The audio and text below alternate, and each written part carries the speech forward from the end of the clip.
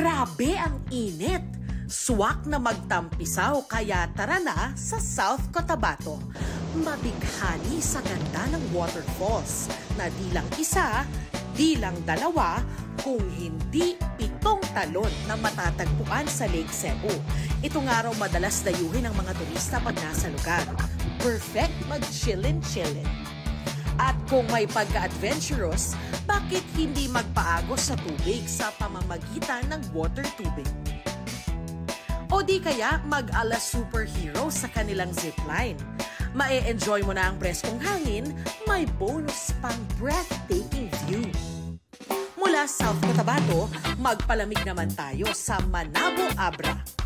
Malinis at malamig ang tubig sa irrigation tunnel. Enjoy ang mga bata na magpadala sa agos ng tubig.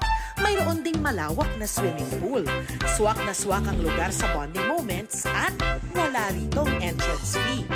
Biyahe naman tayo sa Aurora at dayuhin ang Amuro Dam sa bayan ng Dilasag. Refreshing ang vibes ng lugar at ang good news pa dyan, libre ang entrance fee. Para sa GMA Integrated News, ako si Darlene Kai, ang inyong saksi.